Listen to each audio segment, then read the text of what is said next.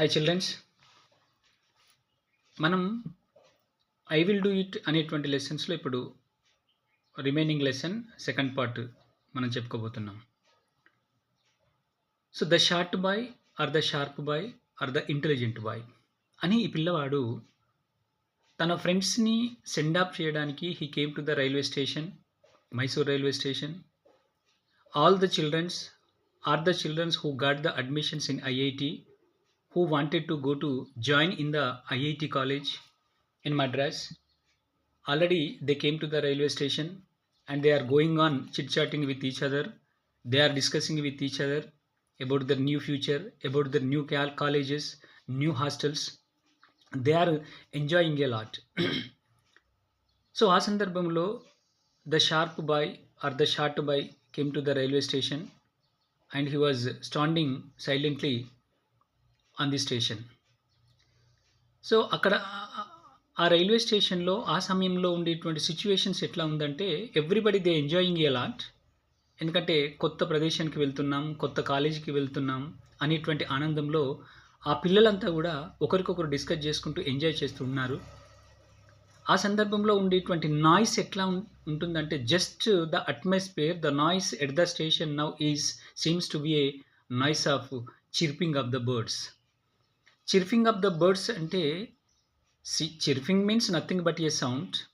So of the birds, రకరకాల varieties of birds అని వచ్చి ఒక చెట్టు మీద కూర్చొని సిట్టింగ్ ఇన్ ఎ ట్రీ కూర్చొని అన్నీ ఒకసారి అరిస్తే, అన్నీ ఒకసారి కూస్తే అరిస్తే ఎట్లాంటి వాతావరణం అయితే ఉంటుందో, ఎట్లాంటి అట్మాస్ఫియర్ అయితే ఉంటుందో that is called the chirping of the birds. రకరకాల పక్షులు ఎక్కడెక్కడి నుంచో వచ్చేసాయి. అన్నింటి యొక్క శబ్దం ఒక రకంగా ఉండదు. కాబట్టి రకరకాల శబ్దాలన్నీ కలిసి ఒకేసారి వినిపిస్తే ఏ పరిస్థితి అయితే ఉంటుందో, ఏ అట్మాస్ఫియర్ అయితే ఉంటుందో అట్లాంటి అట్మాస్ఫియర్ ఆ రైల్వే స్టేషన్లో కనిపిస్తున్నది. That means the childrens they are talking with each other, they are enjoying lot. వాళ్ళు ఎంజాయ్ చేస్తూ మాట్లాడుకుంటూ, నవ్వే వాళ్ళు నవ్వుతున్నారు, డిస్కస్ చేసే వాళ్ళు డిస్కస్ చేస్తున్నారు. ఎంజాయ్ చేస్తున్నటువంటి సందర్భంలో ఈ పిల్లవాడు ఆ రైల్వే స్టేషన్ దగ్గరికి వచ్చి, so just he stand aside them. No one could recognize him, no one could notice him. Some times has passed. కొద్ది సమయం గడిచిన తర్వాత one of his friends, so he noticed him and came to him. ఒకనొక స్నేహితుడు ఇతడు వచ్చినటువంటి విషయాన్ని గమనించి హీ కేమ్ టు హిమ్, అతని దగ్గరికి వచ్చేసాడు. వచ్చేసి అతన్ని కంఫర్ట్ చేస్తూ, షోల్డర్ మీద కంఫర్ట్ చేస్తూ ఏమంటాడంటే యూ హ్యావ్ మేడ్ ఇట్ అన్నాడు. You have made it, you should have made it అన్నాడు. దట్ మీన్స్ నువ్వు చేయగలుగుతావు, నువ్వు సాధించగలుగుతావు, నువ్వు సాధించావు, నువ్వు ఏదైనా చేస్తావు అనేటువంటి కాన్సెప్ట్లో one of his friends says. But the boy could not reply it. కానీ ఈ పిల్లవాడు ఏం రిప్లై ఇయ్యలే. గెలిచిన వాళ్ళు ఎన్నైనా చెప్తారు, ఆనందంతో ఉన్నవాళ్ళు రకరకాలుగా చెప్తూ ఉంటాంటారు. అది బాధలో ఉన్నటువంటి వాడికి తెలుసు ఆ ఇబ్బంది ఏంటో అని చెప్పేసి అనుకొని, so he could not reply. So all his friends, actually the boy came to railway station to send off his friends. So that train had come, రైలు వచ్చేసింది. All his friends boarded on it, దాని మీద ఎక్కేశారు అందరూ. And the train has slowly moving and leaving the platform. మెల్లమెల్లగా ఆ train move అవుతూ ప్లాట్ఫామ్ను వదిలిపెట్టిపోయేటువంటి పరిస్థితి వచ్చేసింది. So all his friends waved their hands at the short boy and he was also waving his hands towards his friends until up to the train had left the platform. Train platform దాటి వెళ్ళిపోయింది, but he still waving his hands towards them. ఇంకను train వెళ్ళిపోయిన తర్వాత సైతం on left the platform వదిలిపెట్టిపోయింది. Still he was waving his hands at his friends. అటువైపే మెల్లగా చేయి ఊపుతూ అక్కడే నిలబడ్డాడు. So he stood there motionless. That means without any movement he stood on the railway station. అదే రైల్వే స్టేషన్లో ఎట్లాంటి మూమెంట్ లేకుండా ఆ అబ్బాయి అక్కడ నిలబడుతుంటాడు ఏదో ఆలోచించుకుంటూ. చూడండి, తన ఫ్రెండ్స్ అందరూ కూడా కలిసి ఉన్నటువంటి ఫ్రెండ్స్. ఒక్కసారి ఊహించండి, మనం తను మిగతా చిల్డ్రన్స్ అందరికంటే he was the intelligent student. మిగతా వాళ్ళకంటే he scored high marks. So, he got good marks. He got better rank. మంచి ర్యాంక్ వచ్చింది. మంచి మార్కులొచ్చినాయి. ఎక్కడంటే అక్కడ సీటొచ్చేంత మార్కులొచ్చేసినాయి. బట్ తనకంటే తక్కువ ర్యాంక్ సాధించినటువంటి పిల్లవాళ్ళంతా వెళ్ళి ఐఐటీ జాయిన్ అవుతుంటంటే, వాళ్ళని సెండ్ ఆఫ్ చేయడానికి వచ్చినటువంటి పిల్లవాడి యొక్క మనసులో ఎట్లాంటి ఆలోచనలుంటాయో వి కెన్ గెస్. మనం గెస్ చేయగలుగుతాం. సో, అలా ఆలోచించుకుంటూ he stood silently on the railway station. It was monsoon set in. వర్షాకాలం వచ్చేసింది. And also getting dark. చీకటి పడుతున్నది. It started drizzling. So, the rains has started. మెల్లగా చిన్న చిన్న చినుకులు స్టార్ట్ అవుతున్నాయి. రెయిన్ స్టార్ట్ అవుతున్నది. But still he was standing there. కానీ ఇంకా అక్కడే నిలబడి ఉంటాడు ఈ యొక్క పిల్లవాడు. So, some time has passed. కొంత సమయం గడిచిన తర్వాత so, he became bold himself. తనకు తాను ఒక రకమైనటువంటి ధైర్యాన్ని తెచ్చుకున్నటువంటి ఇతను. ఎందుకంటే this is called as a positive attitude. దీన్నే మనం పాజిటివ్ యాటిట్యూడ్ అంటాం. ఏడుస్తూ కూర్చుంటే, బాధపడుతూ కూర్చుంటే ఇప్పుడు సాధించేటువంటిది ఏమి ఉండదు. ఒకసారి మనకు ఏది సాధ్యం కానప్పుడు దాన్నే ఆలోచించుకుంటూ కూర్చుండే బదులు ఒక పాజిటివ్ యాటిట్యూడ్ తోటి వీ హ్యావ్ కమ్ ఫార్వర్డ్, ముందుకొచ్చేసి సో, ఏదో ఒకటి సాధించాలి. అలా గతం గురించి లేదా జరిగిపోయిన దాని గురించి లేదా సాధ్యం కాని దాని గురించి ఆలోచించుకుంటూ కూర్చుండే దానికంటే ఏదో కష్టపడుతూ సాధించాలనేటువంటి తపన అది పాజిటివ్ యాటిట్యూడ్ ఉన్న వాళ్ళకు మాత్రమే ఉంటుంది. తను బాధపడ్డాడు. రైల్వే స్టేషన్‌లో నిలబడి బాధపడ్డాడు. కానీ బాధపడుతూ ఉంటే so, we can achieve nothing. మనం ఏం సాధించలేం అని చెప్పేసి హీ సో, బోల్డ్ హిమ్సెల్ఫ్. తనకు తాను ఒక ధైర్యాన్ని తయారు చేసుకొని తనలో తాను so, he said to himself. తనకు తాను అనుకుంటుంటాడట. ఏమని అనుకుంటాడంటే, of course all my friends they are going to Madras to join in IIT అనా. తనకు తాను అనుకుంటున్నాడు. తనకు తాను ఒక సెల్ఫ్ కరేజియస్‌గా సెల్ఫ్ మోటివేట్ అవుతూ తనకు తాను ధైర్యం తెచ్చుకుంటున్నటువంటి ఈ పిల్లవాడు అనుకుంటూ ఉంటాడనమాట. All the students from the IITs study well and do big things in their life. జీవితంలో all the students who study in the ఐఐటీస్లో చదివేటువంటి పిల్లవాళ్ళందరూ కూడా they study very well, no doubt at all. They do big things in their life. జీవితంలో మంచి పనులు చేస్తారు. So, they reach the highest peak in their life. జీవితంలో ఉన్నత స్థాయికి ఎదుగుతారు, no doubt at all. But it is not the greatness of that institution. ఇది institution యొక్క గొప్పతనం మాత్రం కాదు. ఆ పిల్లవాడు తనకు తాను మోటివేట్ అవుతూ అఫ్‌కోర్స్ నా స్నేహితులందరూ వెళ్ళి ఒక మంచి ఇన్స్టిట్యూషన్‌లో they are going to join. But ఒక వ్యక్తి ఉన్నత స్థాయిలోకి ఎదగాలంటే, ఉన్నత స్థాయిలో రాణించాలి అంటే అది ఇన్స్టిట్యూషన్ యొక్క గొప్పతనం ఏం కాదు. It is not the greatness of institution.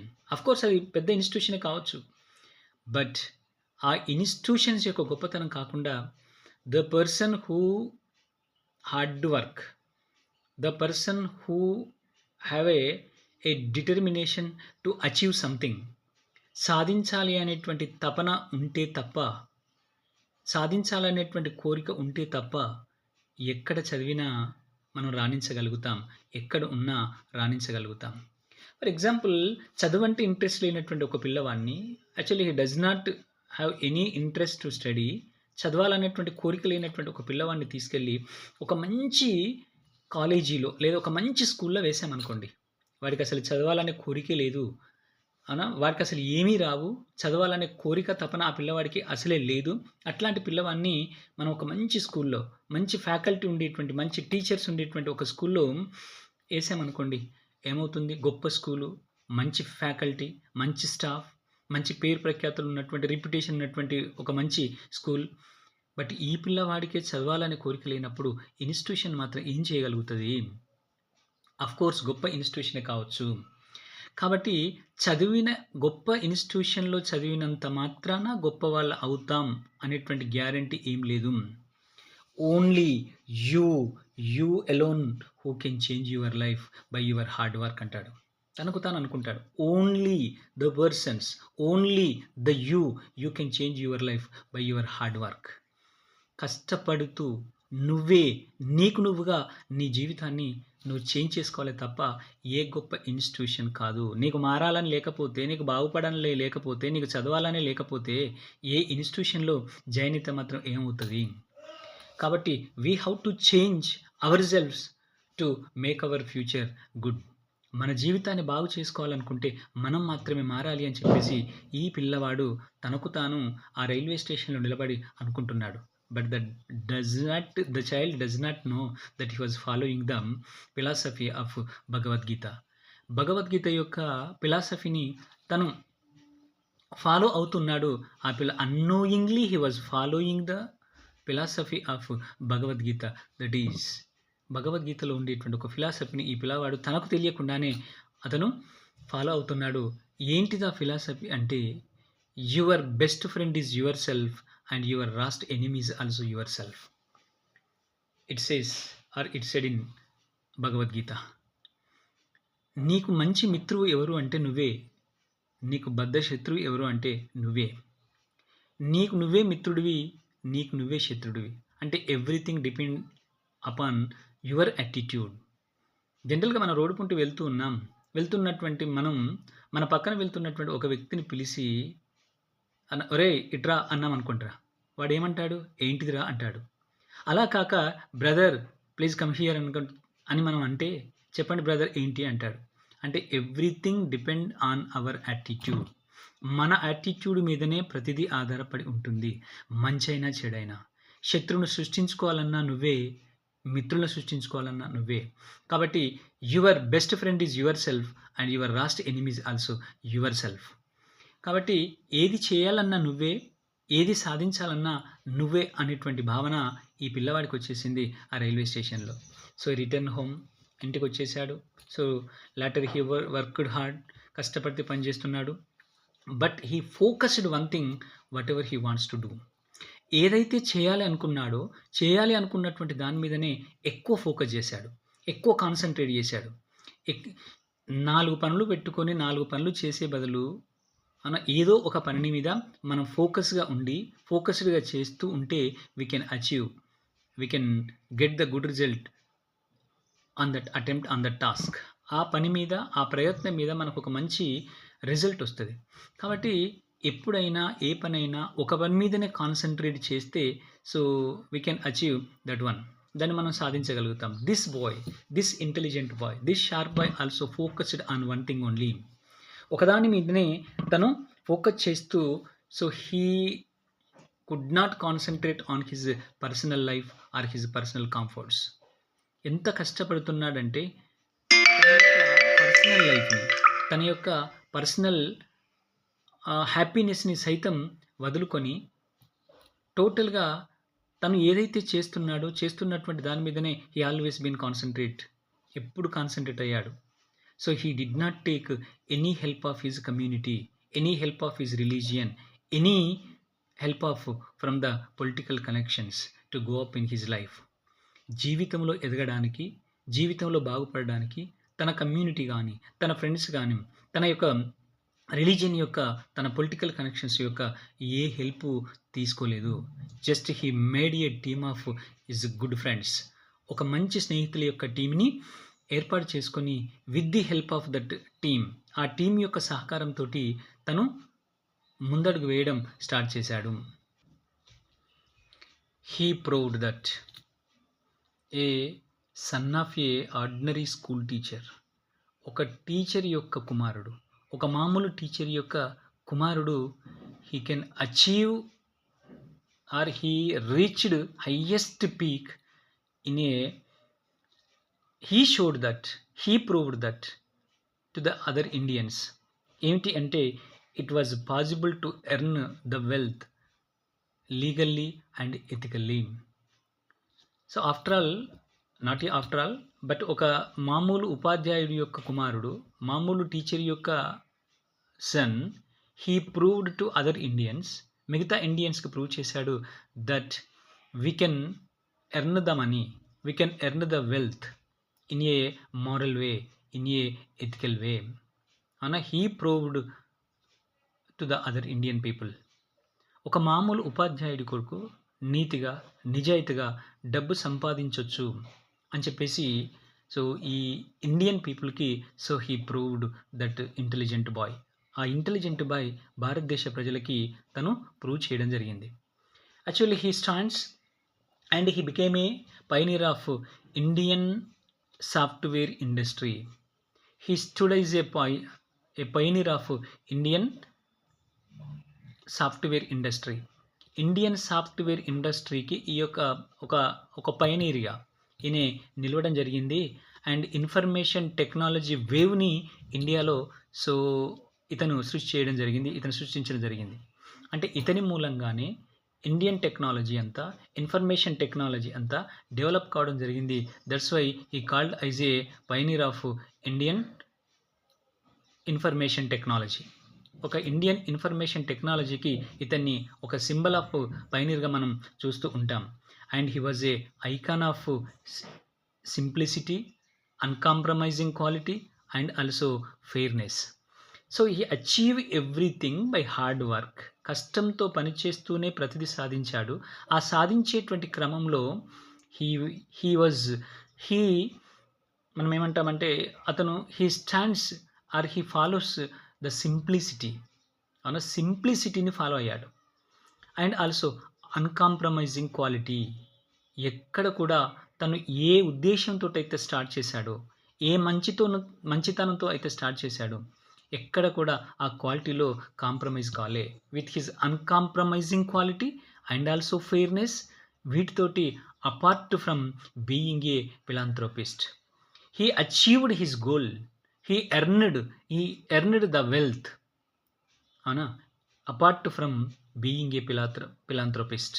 Philanthropist అంటే the man who services his wealth and his hard work for the welfare of mankind. ఇతరుల కోసం, ఇతరుల సంక్షేమం కోసం తన సంపదని, తన కష్టాన్ని పంచి ఇచ్చేటువంటి వ్యక్తి, తన సంపదను ఇతరుల కోసం ఖర్చు చేసేటువంటి వ్యక్తి, ఇతరులకు తన సర్వీస్ని అందించేటువంటి వ్యక్తిని మనం ఫిలాంథ్రపిస్ట్ అంటాం. He was a philanthropist. So ఒక ఫిలాంథ్రపిస్ట్గా ఈయన నిలబడి అనేక మందికి సహాయ సహకారాలు అందిస్తూనే, తన వెల్త్ని అంతా కూడా షేర్ చేస్తూనే సో ఈయన ముందడుగు వేయడం జరిగింది. So he is none other than the Nagavara Ramarao Narayana Murthy. So మనం జనరల్గా నారాయణమూర్తి అంటాం, ఆర్ ఎన్ఆర్ నారాయణమూర్తి అని మనం పిలుస్తూ ఉంటాం. So is a great person, is a great icon of information technology. Information టెక్నాలజీలో ఒక గ్రేట్ ఐకాన్గా మనం ఇతన్ని పిలుస్తూ ఉంటాం. అంతటి గొప్ప వ్యక్తి సో ఈ నారాయణమూర్తి.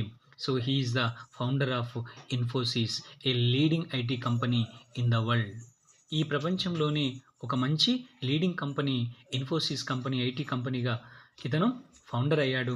సో తను ఏ ఐఐటి అయితే చేయలేదో, తను ఇన్ఫోసిస్ అనేటువంటి ఐటీ కంపెనీని స్టార్ట్ చేసి ఐఐటి చదివినటువంటి విద్యార్థులకి, ఐఐటి పూర్తి చేసినటువంటి విద్యార్థులకి తను ఉద్యోగాలు ఇస్తూ ఒక ఉన్నత స్థాయికి ఎదిగినటువంటి వ్యక్తి.